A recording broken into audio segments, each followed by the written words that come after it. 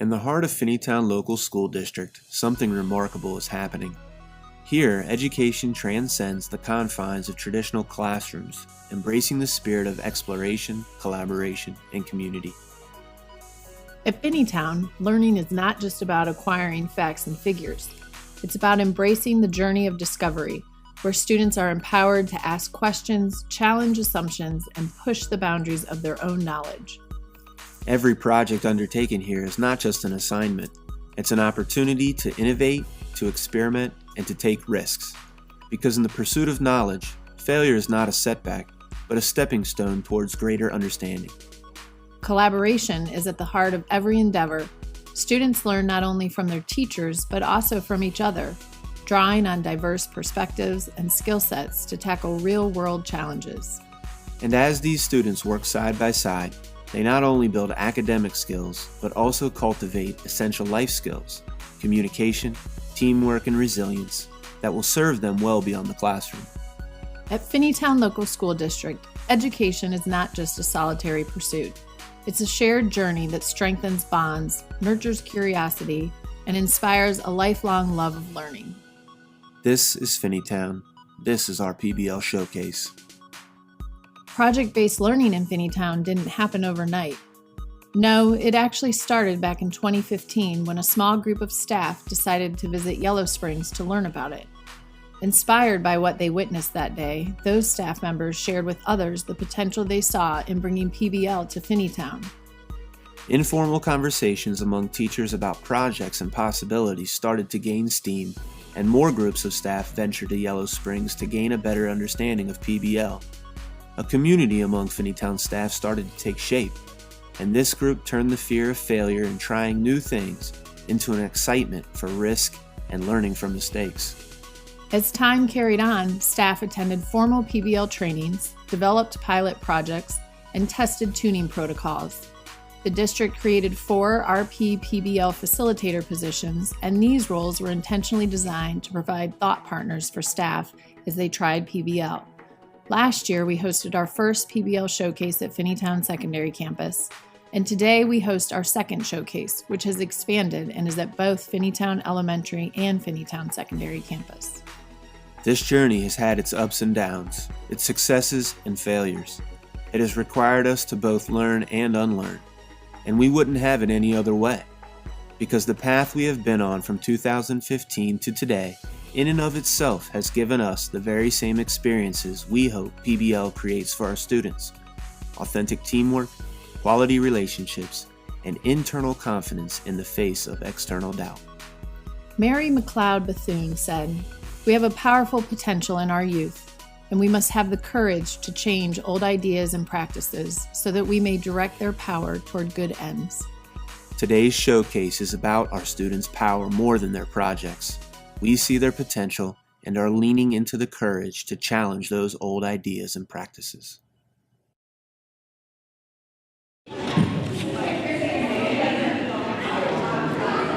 Welcome inside Finneytown Elementary as we are here for the PBL showcase here at this elementary campus, and we are live and it's still raining outside. We just had a quick transition from Finneytown Secondary Campus, but it was smooth. We're here and ready to go.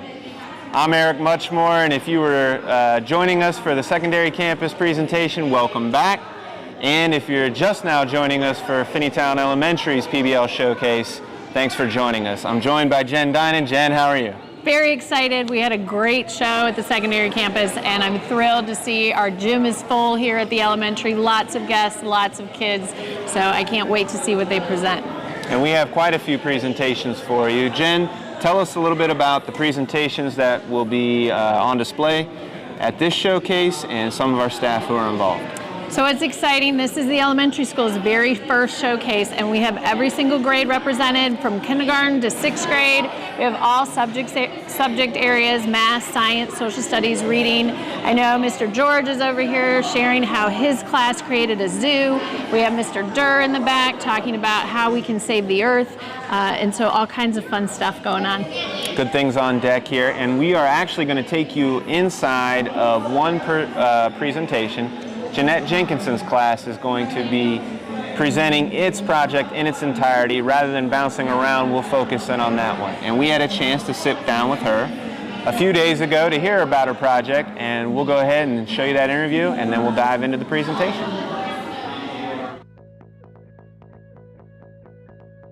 For my PBL project, we were reading the Phantom Tollbooth with our Wit and Wisdom curriculum, and we got to choose a character sweater that we wanted to design. So from the beginning, the students got to pick a character from our book, and they used that character to write a 4-paragraph essay and design a sweater based on that character from the book.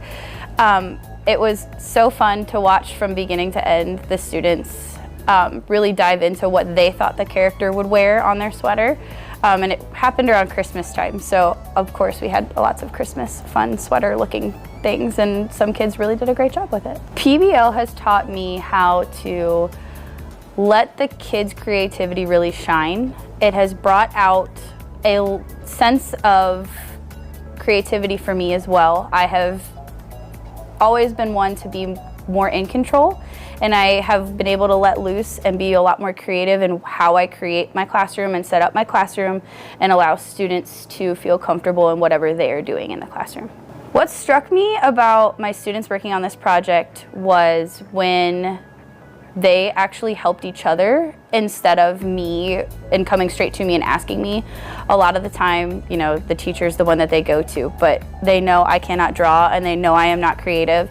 So allowing them to see those strengths in each other was really phenomenal, because I was a lot more hands-off on this project, also because I can't do anything artistic. But they were so fun to watch them interact and be a part of the classroom and shine.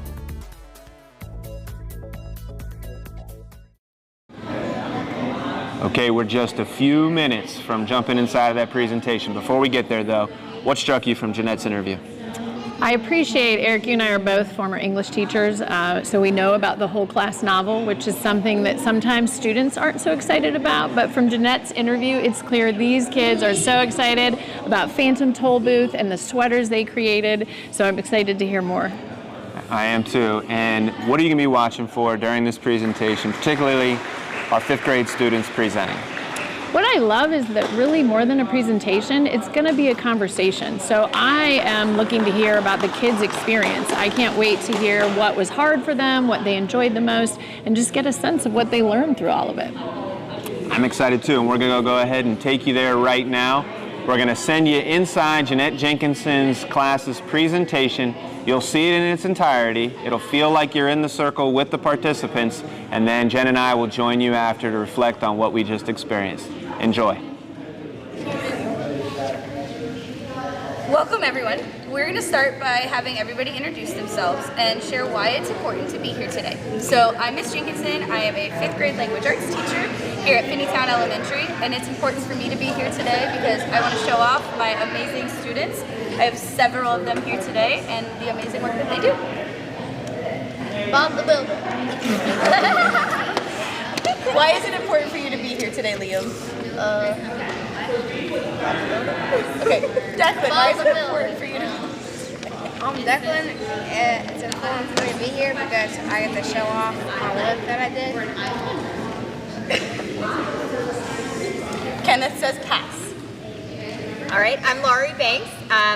It's important for me to be here to see our students display their learning and share with us what that process looked like. Hi, my name is Ethan Baker. I'm just here to learn a little bit about how this works. Thank you. I'm Tom Jost. I'm Liam's grandpa, and I'm just having a good time today, wanting to see what's going on. And I'm Peggy Jost. I'm Liam Jost's grandmother, and I'm here to give him all the support he needs as he goes through his project. And I'm Tom Jost. I'm here to support Liam as his father.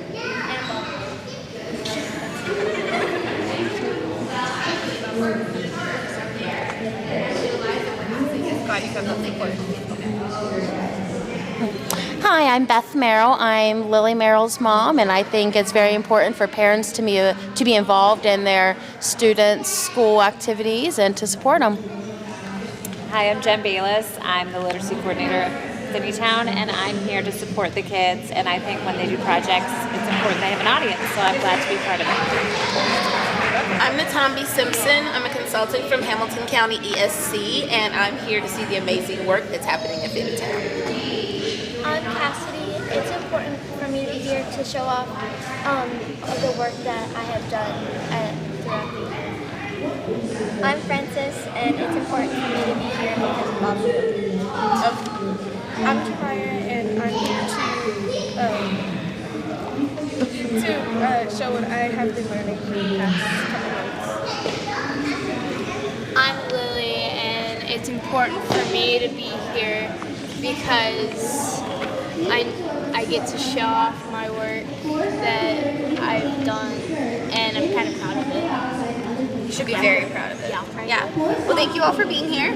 I'm going to go ahead and describe our project. So back in December, and I know it was a long time ago, and they're kind of like, oh my gosh, but back in December, we read a book called The Phantom Tollbooth, and our class got to pick a character from the book, and from that, they developed a sweater that they thought that character would wear in the book. So they had a sheet. Some of them actually have them on their packets today, but they got a sheet and it describes what different colors mean. So they had to pick certain colors, 3 maps, and then they used those colors to design the colors on their sweaters, and then they picked symbols to describe those characters. So I'm gonna open the floor for you guys to share your sweaters. I think Liam wanted to start, so. Yeah. I made a sweater that is yellow, blue, white, and I guess there's pink and stuff, and there's a cat and a hat. I made this for the humbug, and the reason I made it is because I think he's patient, innocent, and agrees with everyone. And it looks like miniature something. Thank you. I chose the humbug because he is a very lovable character, and I chose green, blue, and black because black, it said for colors that it says that he has power and he works for the government in the book.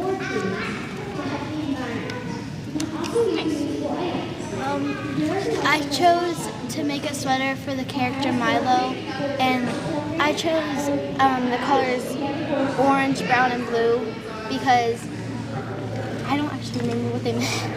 Oh, did you want? Because orange meant like joy, or I actually forgot what it meant. That's okay. Hold on.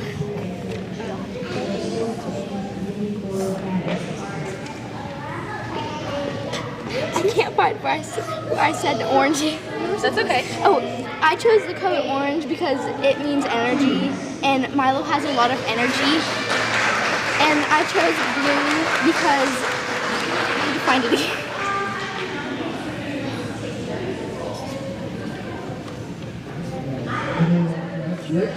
I'm trying to say blue. Oh, okay. I chose the color blue because it means hopefulness, and Milo had a lot of hope that he could help 2 other characters, Rhyme and Reason.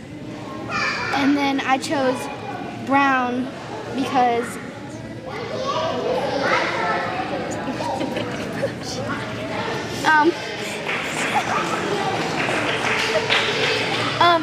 because brown means naturalness, and Milo is very natural compared to the other characters because he's a human, and all the other characters are kind of crazy. Like the humbug is a bug.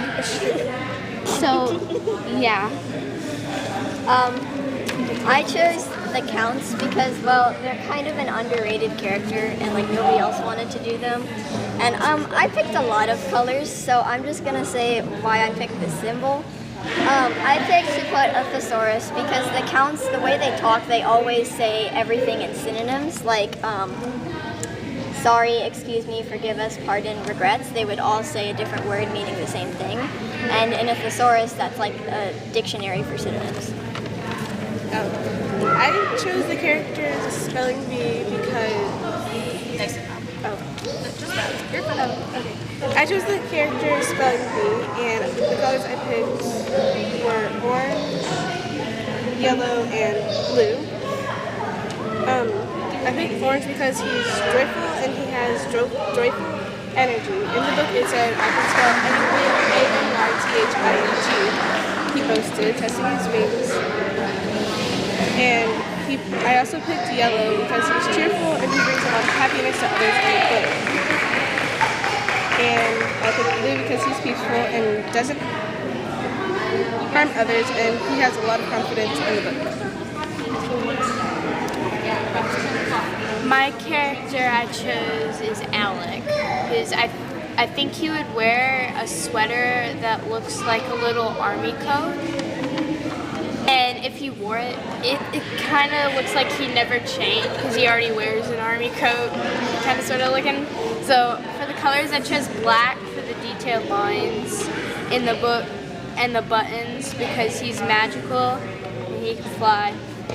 And black simulates magic. I also chose green. Oh gosh. And green represents nature, and when Alec tells his story about the city of reality, he just is full of nature because he hasn't had a lot of visitors, and yeah, basically. So if you guys have any questions, you're welcome to ask them to the kiddos or to me about our process or how they chose their characters or about the book even. How did you choose your characters? Why did you choose the characters that you chose? What was that process? I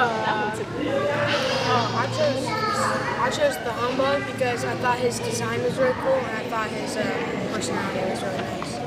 I chose the humbug also because I didn't want to make the main character, but I wanted to make a popular character. I chose Alec because I thought he was a cool character and he was full of a lot of personality. I chose the spelling bee because I feel like he was one of the most unique characters and he was like a bug that actually could talk. I chose the counts because I thought like nobody else was going to do the counts and they were generally underrated, but I really liked the counts, so I chose them. I chose Milo because he is a character, he's the main character, and he went on a whole journey that he didn't really even want to go on and just helped everybody along the way that he met. He helped them and he made a lot of friends, which I also think kind of relates to me as I make a lot of friends. I have a lot of friends in my class, and he just helps everybody that he meets, and he's not rude to anybody. Like at one point he went to jail for no reason. It wasn't rude. He's just kind and he's a good character. I like him. Thank you. What did you guys learn about yourself as you worked on this project? Did you hear the question? I have no idea. I was just trying to hear. I learned that I like counts. I learned that you can, if you pick a character no one's gonna do, you can explain more. Well, that is kind of true. It's kind of true. Yeah. I learned that some people actually can relate to some characters in books. Yeah, I learned that, I'm not really sure, but I learned that I guess I like other books because I don't think if I hadn't read that book in class, then I wouldn't really have even, if I saw that book in the library, I probably wouldn't have picked it out because a lot of times I like books, the way they're drawn and the way it was drawn just wasn't kind of the style that I like, especially because I like to read a lot of graphic novels, and I really liked that book. It was a good book about adventure, and I like adventure, so yeah. I learned to type faster on the computer. That feelings matter. That feelings matter. Thank you. Good job.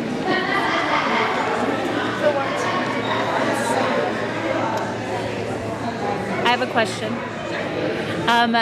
What was or if there was something you could change about your project, is there anything you would change now that you're finished?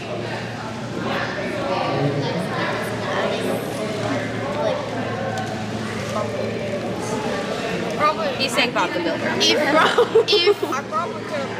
If I knew we were actually getting interviewed, maybe I would have made it more organized. Yeah, I would probably say the same.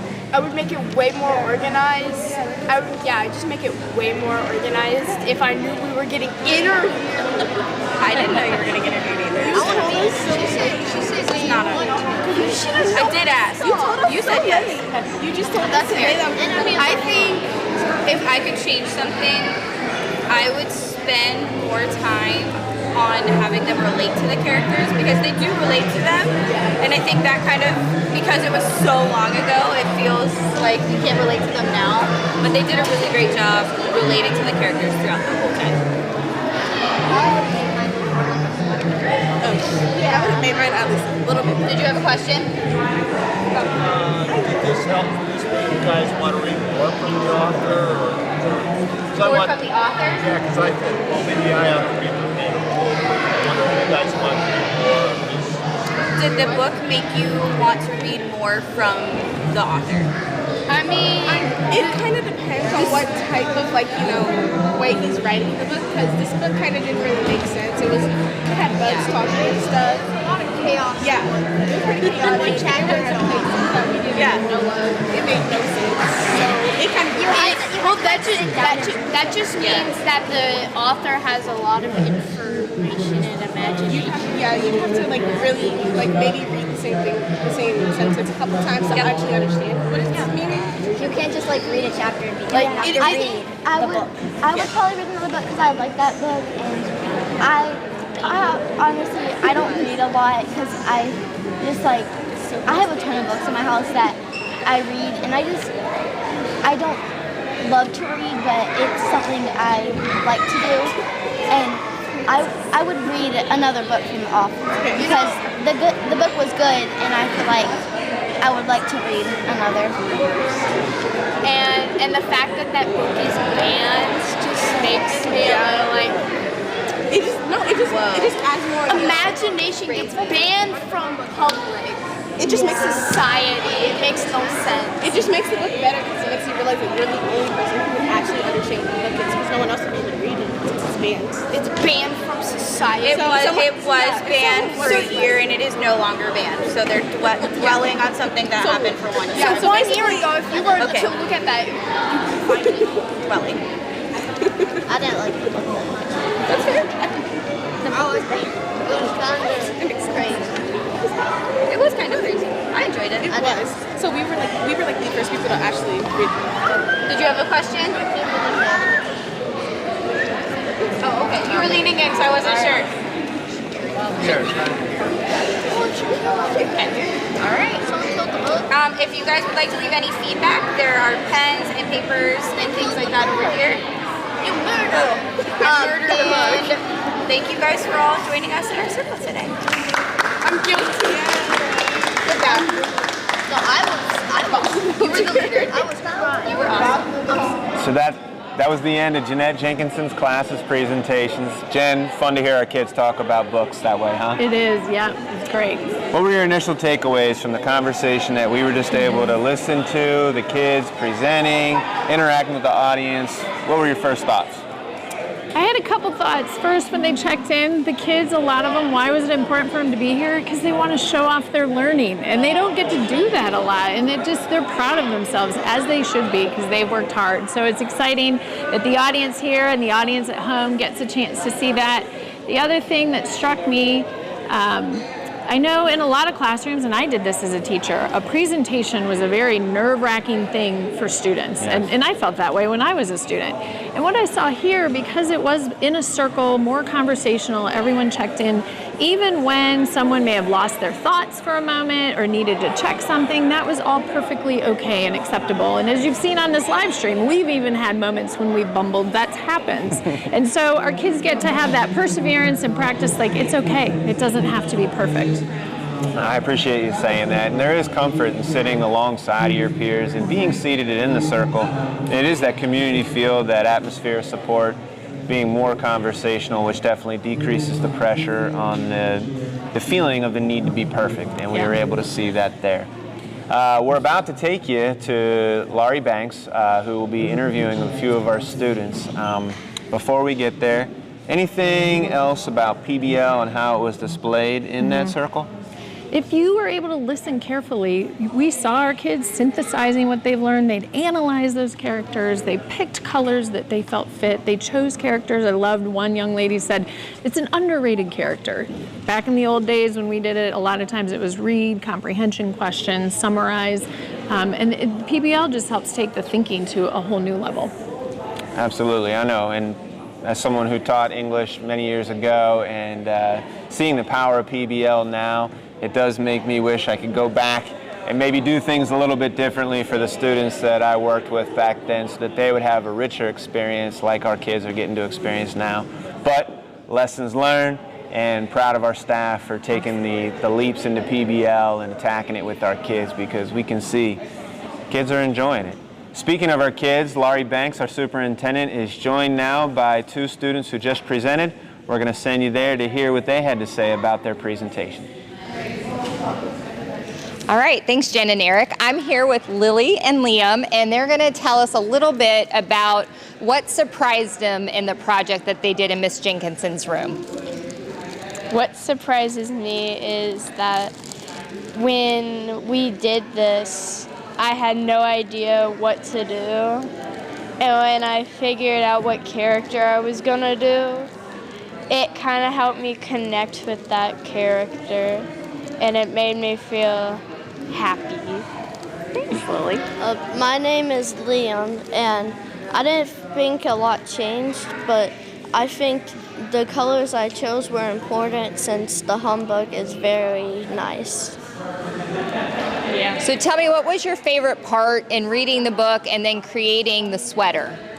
My favorite part was when we got to choose the colors and design our sweater, because it was just interesting and I like to draw, so it just made sense. Yeah.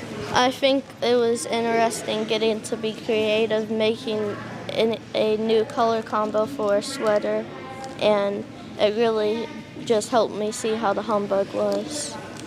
Awesome. And did you, like, through looking at your classmates' drawings and what they came up with, did you learn anything about your classmates through this project? I learned that they're super similar, because they like drawing clocks for one character, which made no sense, because then our teacher had to go through all of them and figure out which one was which, because there's so many clocks. So I think it was interesting seeing them, because when you looked at them, you would notice they're way different, because they may not have stripes, they may have dots. They could have a dog instead of a cat, and they could have different colors. Well, thank you, Liam and Lily. And with that, we're going to turn it back to Jen and Eric. I mean, that was fun. Yeah, very fun. Fun to hear them reflecting on it. And man, what did you think about our students' thoughts right there as they reflected on their presentation and project? And to be fair to them, they did not know they were being interviewed. So everything you saw was impromptu. It was their genuine thinking. And what struck me, I heard them say what they loved about the project was choice and the opportunity to be creative and seeing their classmates' creativity. And I was in a conversation with Natambi yesterday, and she was sitting in this circle. She consults with us from HCSC, and she said PBL requires the teacher to have a belief that their students can do it. And you absolutely see that with Ms. Jenkinson's class and all our teachers who are trying this. They believe our students can do it, and our students show us they can. They sure did, and I agree. I want to echo what you just said. The act of creation involves risk-taking because, right, as you're putting your creation out there for judgment, for critique, It's your thinking, but that's where we grow the most, is when we take those small risks, and we are open to receiving that feedback. And our students, through the choice that they had, which we heard them say was one of the best parts about it, getting to choose the character, getting to choose the colors, getting to communicate what they thought the colors represented, allows our students to think at a higher level rather than regurgitating answers that were given to them just to show that they've memorized it. So it was really cool to hear them talk about that, and it makes me proud of Miss Jenkinson and our students who were able to jump right there, like you said, without knowing they were going to be on camera, interviewed by our superintendent, to do so and give such thoughtful answers was really powerful. Yes. All right, that was round one, and we just finished Jenkinson's presentation up. We are headed now to a very different one. Yes. We might need to lower the camera a little bit because the presenters are much smaller. We're going to have kindergartners present projects to a group. Jessie Stegman, the kindergarten teacher, has our students getting ready right now just next to us. And what can we expect to be a little bit different here? Well, probably the energy and the vocabulary, but one thing Jessie shared with us, her kids are really excited. I know they were practicing yesterday, and she invited people throughout the district to come in and see so they could rehearse, so they were all set for today. And she shared in a video you'll get to see in a little bit just how excited they are about their characters that they created in their fairy tale and their puppet show. And I think what it shows us is that project-based learning can happen at any grade level in any subject. Speaking of that interview, we're going to go ahead and share that with you. Our conversation with Jessie Stegman just a few days ago. Go ahead and take a listen, and then we'll get back to the presentation.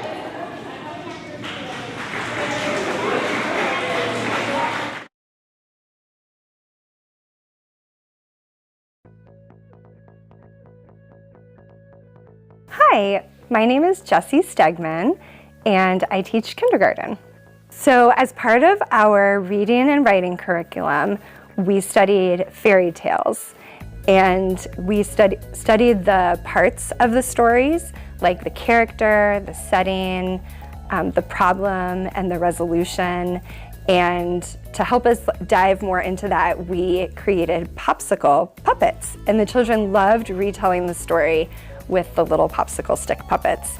And so we wrote our own fairy tale, and then for our PBL project, we've made paper bag puppets, which has been really fun because it's allowed the children to add more details to their puppets.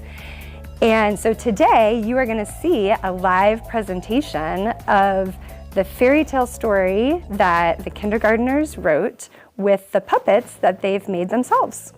What PBL has taught me is that it's okay to take risks with your students and problem solve with them. So when we first tried putting on the puppet show, it was a little shaky at the beginning. I've never taught 19 kindergartners at the same time to put on a puppet show. But it was fun figuring it out together. And I think it was great that they helped me problem solve through that. And then when we tried it the next day, it was better. It went much more smoothly. We had X's to stand on, and we all felt better about what we were doing because we had been through it before. As I've watched my students work on this project, it's been really fun to see how much they've enjoyed working on something that they've created. They created the story, they created the illustrations to go with the book. They've loved going to our little reading area and rereading that book together. And it's been really fun to see how much they've loved creating these puppets. They are always excited to use their puppets. It's been hard to keep our puppets in the puppet bin. They just always want to come out. So it has just been fun that they've loved learning through this project.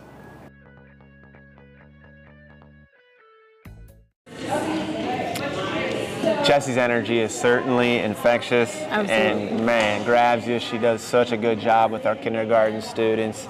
And we're about to jump into that presentation in just a few minutes. But before we head there, Jen, what struck you from that interview, what Jessie shared? My favorite part is when she talked about when they first tried it and it was just a hot mess, but they figured it out together. That's the part I think a lot of times as a teacher, I felt like I'm the one who has to figure it out. But they problem solved together as a class and then tried it again. Another piece that doesn't happen in a traditional classroom. Sometimes you don't get a second take. So it was fun to hear how it started, and then we'll get to see the end product in just a second. Now, some people say that there's some pushback on PBL when it comes to students in our lower grades, that they're not ready, it's not possible with kindergarten. Is that fair? What would you say to that? I would say it's not fair. Today we have 2 kindergarten presentations happening right now, and we had one earlier this morning that shows our kids can do it. I think back to that, having a belief in them, absolutely. It takes some adjustment and acknowledging, right, they don't have the same reading level yet that our older kids do, but our teachers are figuring it out, and they are doing fantastic projects with our kindergarten kids. They are, and talking about reading, this project gets our kids excited about reading. Yeah. It becomes something that's creative, and it gets them involved in an active way, and what a better way, there isn't a better way in my opinion, to get kids hooked on the love of reading, and Jessie's doing that with her students. She is. Well, it looks like they're ready to go. The stage is set. We're going to watch a little puppet show, I think, but we're going to go ahead and send it to Jessie right now for her presentation. Good morning. We're excited to be here. So my kindergarten class did a study on fairy tales.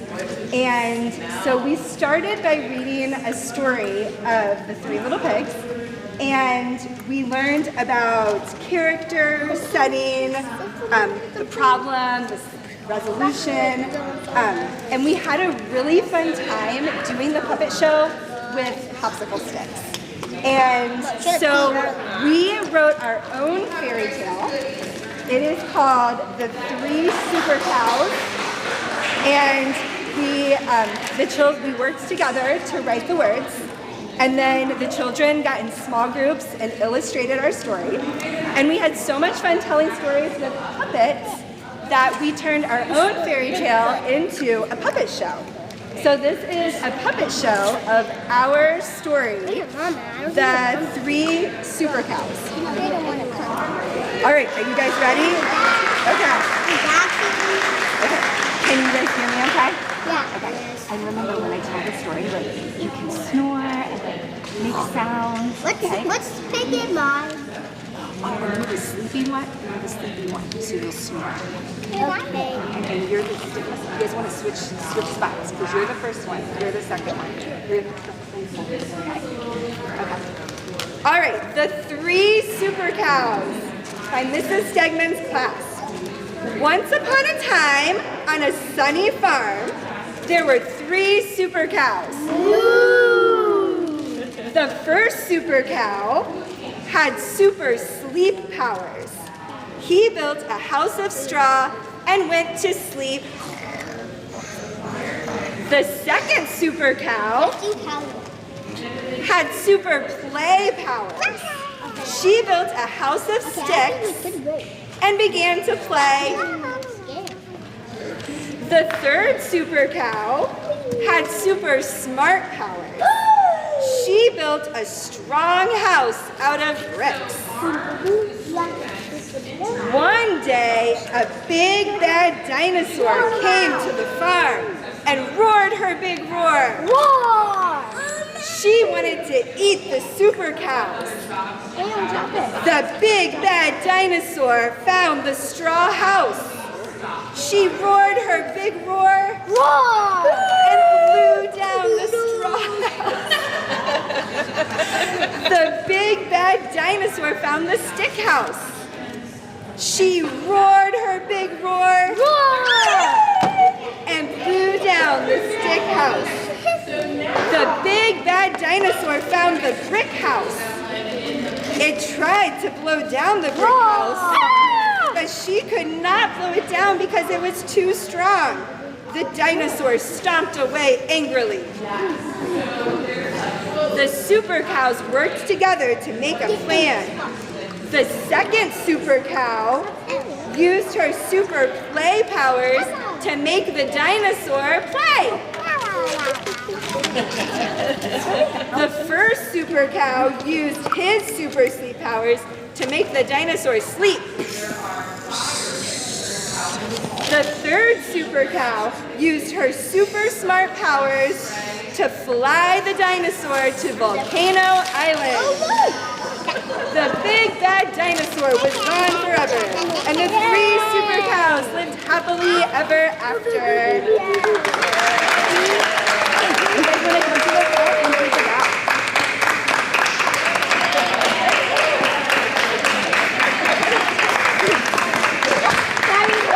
Are you okay? Are you okay? Do you want to hold your puppet? Or do you want to hold it up? Oh, you did a great job. Okay, put your puppet down. Okay, we are going.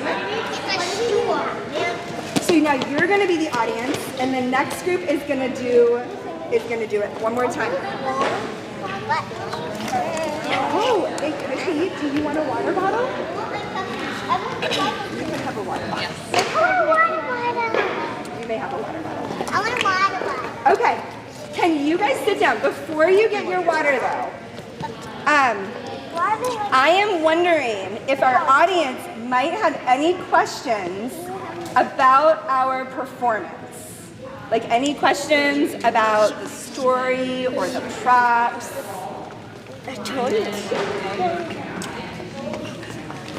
Or any comments? I wonder why you chose cows. That's a good one. Madison, why did we choose cows? Because we thought dinosaurs might eat meat. Oh! So you chose the dinosaur first? The dinosaur first. Why did we choose the dinosaur? Do you want to say, Madison? Because Xander likes dinosaurs. We have a friend in our class who loves dinosaurs. I love that. Okay. How did you guys like working on this as a class and writing a story together? Did you guys enjoy? Was it hard to work together, or did you like it? I liked it. We liked it. You liked it? Yeah? What did you want to say, Abby? So, how do you work together? Getting good better and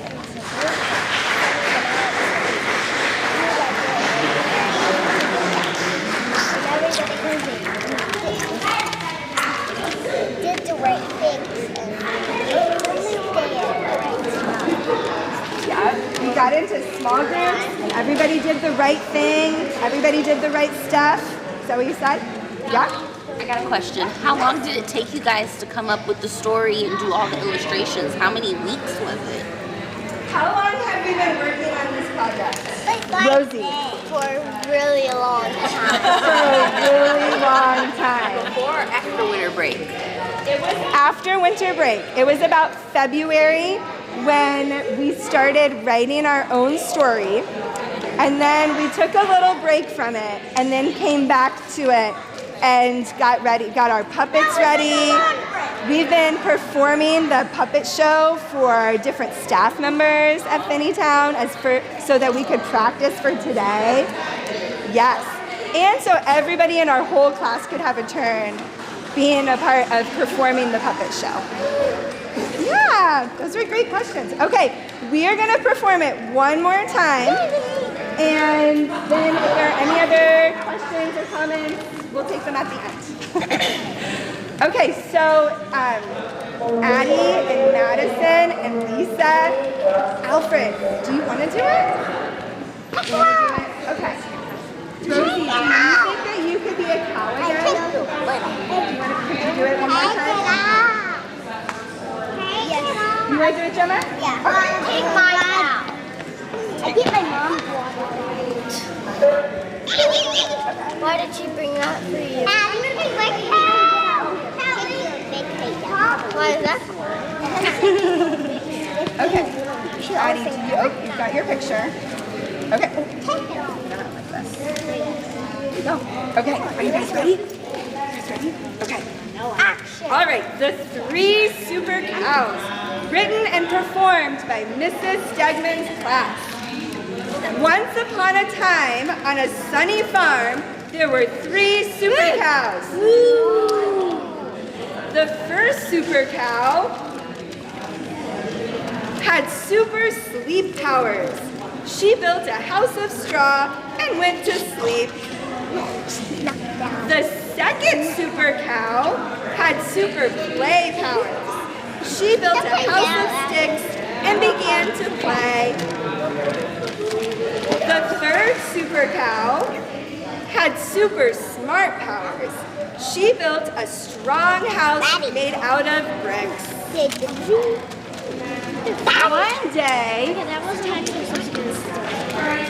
One day, a big bad dinosaur came to the farm and roared her big roar. She wanted to eat the super cows. The big bad dinosaur found the straw house. She roared her big roar and blew down the straw house.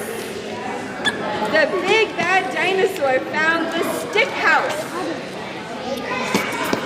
She roared her big roar and blew down the stick house. The big bad dinosaur found the brick house. It tried to blow down the brick house, but she could not do it because the house was too strong. The dinosaur stomped away angrily. The super cows worked together to make a plan.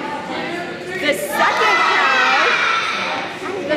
second cow used her super play powers to make the dinosaur play. The first super cow used her super sleep powers to make the dinosaur sleep.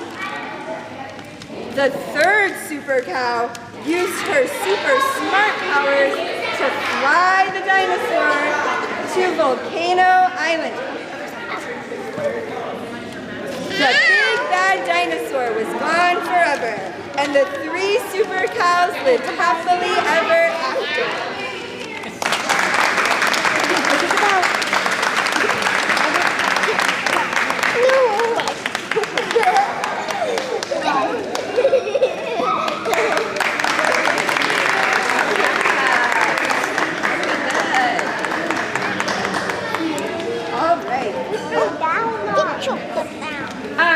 Can you tell everybody, how did we make the houses?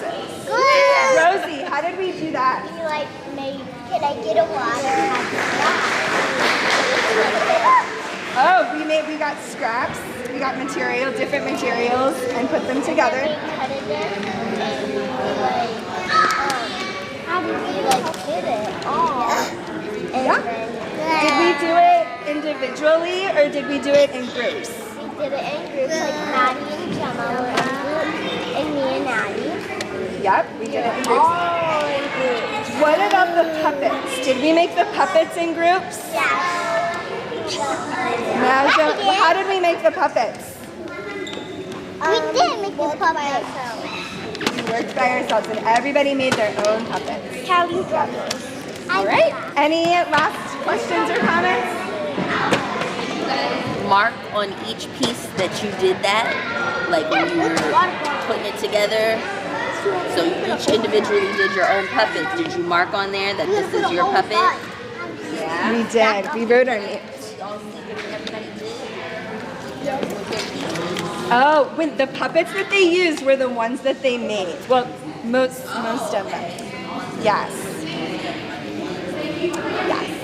Yes. Well, thank you so much, everybody, for coming. It was fun to perform it for you.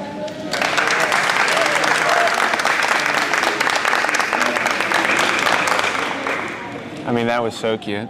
It was a lot of fun. I mean, unbelievable to watch the students perform the story with Miss Stegman reading it aloud. And I have to say this, I want to borrow those superpowers from those cows. Right? If I had the ability to get my kids to sleep, play, and think more clearly, that would be fantastic. But super adorable to watch them do that, and very impressive. What struck you from the presentation? I do think they proved that our 5- and 6-year-olds can learn through PBL just as easily as our older kids. Absolutely. It struck me they had choice, just like we saw in the earlier presentation, in the superpowers and the characters. It also struck me, if you heard, Ms. Stegman said they've been working on this project since February. But what I love about it is it started by reading fairy tales and learning about character and setting and those elements. And then they built on their learning for this culminating project that they get to perform and share in front of an authentic audience, which is the other piece that makes it project-based learning. So I was very impressed with their dedication to it. Truly impressive.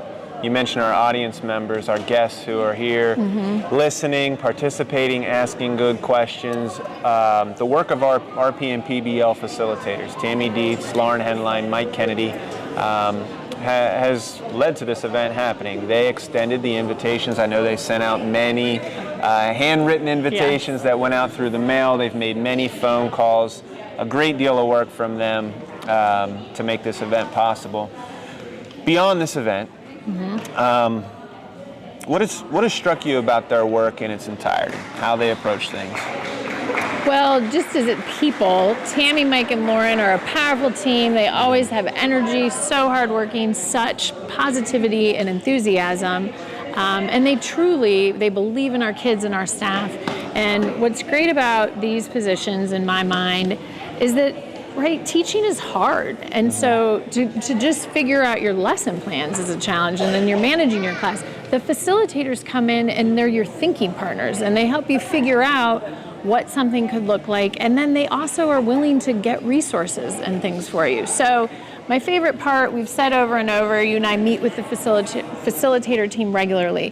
They are all about building capacity. So they're not the 3 people who go in and do a PBL project in every classroom, because that wouldn't help us grow as a district. Instead, they are there co-learning with our teachers and our students so that it starts to spread. And it is spreading. And we had an opportunity to sit down with Tammy, Mike, and Lauren just a few days ago to have a conversation about their work this year in this showcase. And we'll go ahead and send that interview to you so you can take a listen and get a better understanding of who they are and how they function.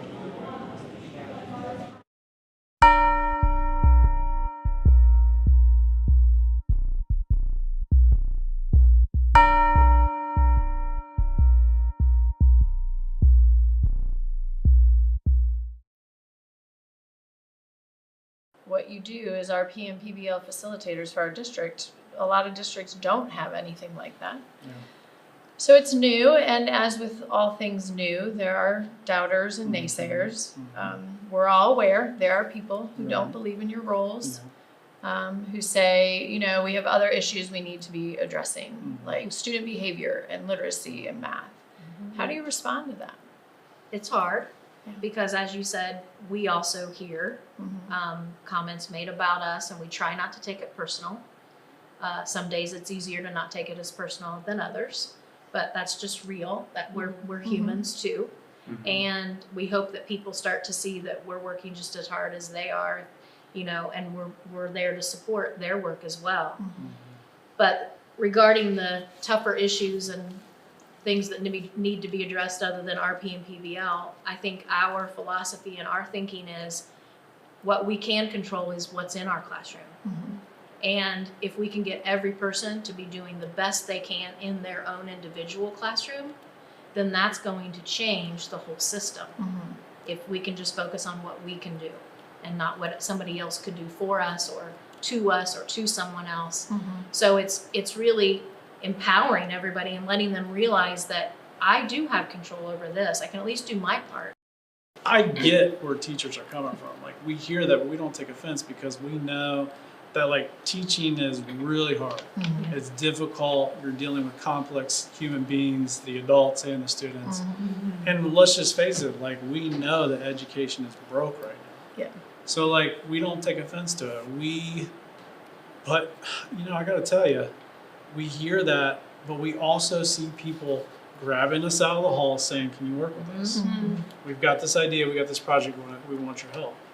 And we see teachers connecting with each other. We have the staff learning, has been a great experience this year. So like we get it, but we also know that a lot of it's just out of frustration because our teachers want to impact student learning. So like we know that that's at the core of their complaints, and we share that as a DLT, as a district, and I know with the gifts that we have and our teachers and our students, we're gonna figure this out. Like we can do this. Everyone in our staff is capable, all of our students are capable. It's just we can't time warp and make it go faster. And sometimes it just takes time. I think the thing about restorative practices and project-based learning that really touches all of us at our heart and what we believe in is they're frameworks for equity, inclusion, and community building. And at its heart, that's what education is, right? We're trying to meet all of our needs every day in the best way that we can to make everyone feel like they matter, that they're seen, that we value them, and that they have a space here and a place here. And so those strategies to help behavior and math and reading are great, and they're a part of this framework. But this framework also applies to every grade, to every level, to every department. And that's what really energizes us through this process. What makes you proud of our students and staff? Makes me proud to think the courage of the students that are showing courage today in the showcase, the courage of the teachers who embrace this and try to let go of some of that control that project-based learning takes and trying something new. And I'm proud to be part of a community and a district that is looking out for the best of the students to be equitable and make it a great place for everybody to come and learn. I'm incredibly proud of the curiosity and the trust and the vulnerability that our staff bring to our students and that they model for them. And then that magnifies. Our students then try to form questions on how their learning relates to the world around them. And to see that through these projects and this experience, there's nothing better. Well, we appreciate everything the three of you have done this year, and will continue to do. And we're seeing it today during the showcase.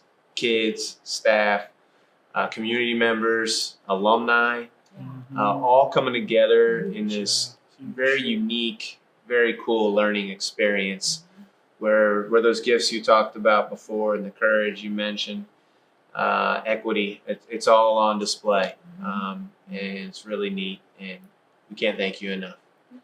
Thank you. Thanks for being here. Well, our facilitators, as you can tell from that interview, care deeply about our staff, care deeply about our students and our community, because PBL truly does touch the community with the authentic audience coming in, and restorative practices being a key piece of the way that they operate now too. Building that community and having crucial conversations through healthy conversations has been key to their work. So now we have something super awesome for you to see. We have Laurie Banks seated on the floor of our gym with a few students who just presented and joined with Miss Jessie Stegman. And we'll go ahead and send that to Laurie with that interview. All right, thanks Jen and Eric. I am here with Madison and Gemma and Miss Stegman, and we just wanted to share a little bit more about the project. And so can you guys share a little bit about what was your favorite part of this project? We liked how we made up the story of it. Okay. And I liked being the dinosaur. Did you? You did a great job at it. And what was your favorite part about performing? Did you like performing? Yeah. Yeah. We liked it because we made it up. Nice, because you created it yourself. Yeah. Nice. I like it because then if I keep telling it, everybody can keep sharing it. What do you think your students learned during this process and project? I really think we learned how to work together well. We made the props, like the different scenery. We worked in small groups. They illustrated the book in small groups. We had to work together as a whole class to decide how the story was going to be told, how it was going to go. But then it was also nice that when we made the puppets, everybody made individual puppets, and they got to use their own creativity and uniqueness to make their puppets. So it was a nice combination of working together and also being individually creative.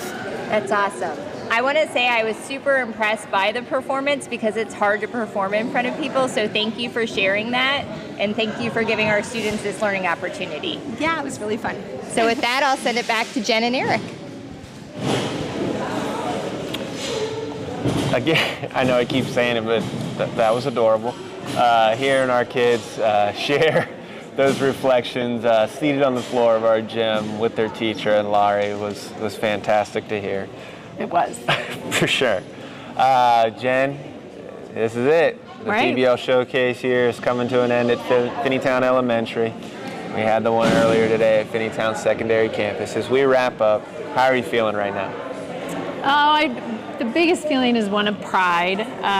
They're just everybody willing to share their experience with the projects has been fun to hear, give us that little peek in. And in fact, while this showcase is about over, we even have a poetry cafe that's going to happen at 11:15. And while not live streamed, I'm sure they would love any guests able to come up. That's 3 of our 3rd grade classrooms and a 5th grade classroom. So, and while I feel a little tired, I also have a lot of energy. It's grown so much from last year, and we have so many students who were involved in today that the pride is the overwhelming feeling. I can't agree more. A feeling of pride, a feeling of appreciation as well. Right, to participate in this event was a choice made by our staff members who did. And that choice means something. For them to partner with the PBL and RP facilitators is awesome. But to then come here and put their work on display for community, for the live stream, it is really impressive. And I can feel the growth that's happening among our staff and our students and our community. It just feels good overall to be part of such an event and to be able to live stream it has been extra special. Any ahas or appreciations you'd like to share? I do. Well, we have a long list that we want to go through because a lot of people made this possible. I want to shout out our principals. Certainly I'm biased because I adore them, but Carol Miller was here at the elementary showcase. Meredith Baker was at the secondary showcase, just supporting our kids K-12, no matter which building they're the principal of. I thought that was awesome to see. And I also want to point out that behind the scenes, we had high school students running cameras and doing the microphones and helping us with that piece, and we couldn't have done it without them. Yeah, Ray Badgett and Bella Rivers working the camera inside the circle for the presentations. They did a fantastic job. And let's get this list of thanks going. All right, we would like to thank Laurie Banks, Grant Anderson, Carol Miller, Meredith Baker, Lisa Samuel, and Gerald Warmack. Jesse Martin, Chad Jurgen, Randy Hager and his team. Amy Klosterman, making the purchases necessary. Charlie Crawley and the house deans as well. Officer Bill Summy, Mike Grody, and our guest experts. Our fantastic PE teachers who donated their spaces to us today to make this possible. Those would be Craig Dukes, Dave Wolfhurst, and Vanis Horton. We want to thank Kayla Fields, Chris Callahan, Joe Vlacos, Al Bolton, Laura Walker, and Daniel Geisel. Brad Delaney, Sam Frank, David Backer, Jesse Stegman, Jeanette Jenkinson, and all staff members, teachers who participated in the showcase. and all our participating students, and absolutely our parents and guardians. Jen, it's been a pleasure. It has. It's been great. And I can't wait to do it again next year. The live streams, they're fun. Yeah. A lot of work, a lot of fun, but important for us to showcase all the great things that happen here inside our school buildings, inside of our classrooms each and every day. And we're going to send you out here with a final message from our superintendent, Laurie Banks. Thanks for watching. Good morning, Finneytown Local School District community. As we come to the close of today's PBL showcase, I'm filled with immense pride and gratitude. Witnessing the dedication, creativity, and passion of our students and educators, showcased through project-based learning, is truly inspiring. Today, we've seen the results of countless hours of collaboration, critical thinking, and problem solving. Our students have not only demonstrated their academic prowess, but also their ability to apply their knowledge to real-world challenges, making a tangible impact on our community. I want to extend my heartfelt thanks to our students for their hard work and commitment to excellence, to our educators for their unwavering support and guidance, and to our families and community members for their ongoing encouragement and partnership. As we continue to champion innovative approaches to education, let us carry the spirit of the showcase forward, embracing curiosity, resilience, and a shared commitment to lifelong learning. Thank you for joining us and for your continued support of the Finneytown Local School District. Together, we are shaping a brighter future for all.